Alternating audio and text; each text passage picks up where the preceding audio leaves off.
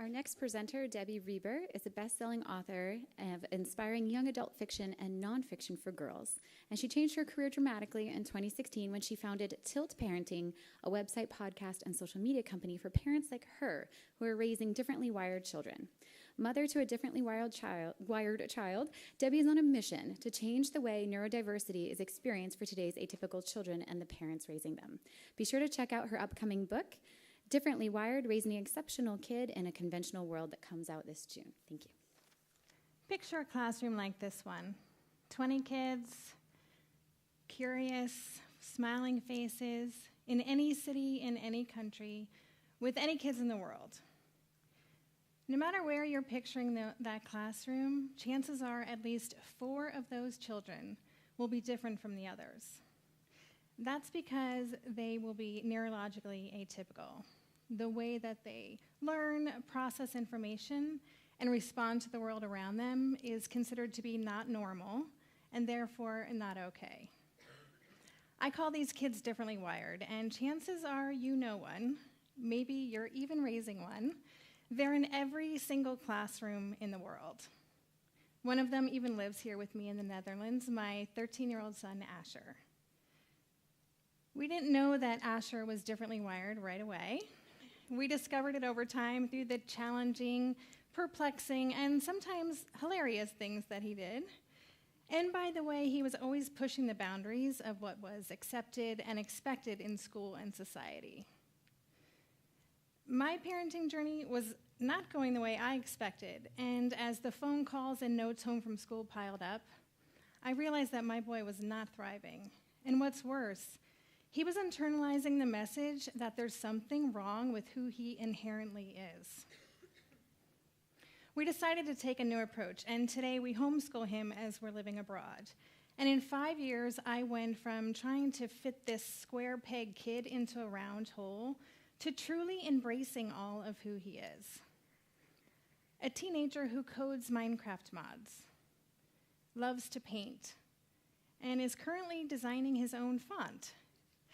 And in learning how to best support Asher, I became passionate about the millions of other differently wired kids like him, struggling to be embraced and seen for who they are. So when I talk about differently wired, what exactly does that mean?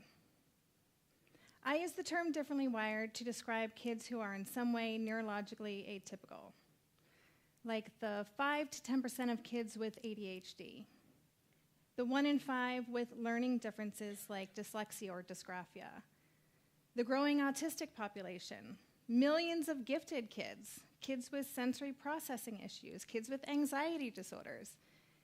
It's hard to define these statistics as a group, and that's why they're not getting the attention they deserve. But when you look at differently wired people as a whole, it's a lot of people. Author John Elder Robison once wrote that being neurodiverse is more common than having red hair. The way you encounter these atypical ways of being will vary, whether you're living in the US or Hong Kong or the Netherlands, but there is a commonality to the experience for our families.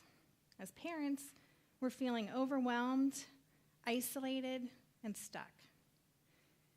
And of course, our kids are struggling too. The way that they learn is often seen as disruptive, or it's just not supported. Teachers and parents tend to focus on their deficits instead of their incredible strengths. They're treated like outliers. They're stigmatized. They're repeatedly told that they're wrong. Like my son did, they often identify as the bad kid. They're more likely to become depressed, to get kicked out of school, and even end up in prison. But ultimately, we all will pay the biggest price, because if society doesn't embrace this exceptional generation of kids, we're going to miss out on their gifts and their creativity and their unique way of tackling problems, because differently wired kids are the key to our future. It's time for things to change for differently wired kids, and the good news is that shifting the paradigm so these kids are embraced can start right here, right now, and everyone in this room can play a part. How? By recognizing the next time your instinctual reaction to a child's quote-unquote inappropriate behavior is to judge or to roll your eyes, and realize this is probably an atypical kid who doesn't have the skills to do anything different yet. By advocating for an atypical child having a rough time in your kid's school or sports team or drama camp, and treating them with compassion, empathy, and understanding.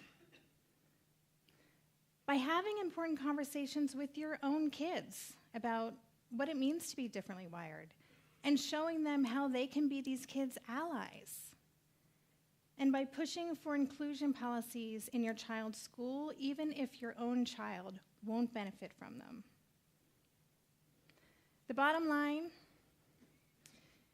every child deserves to feel good about who they are.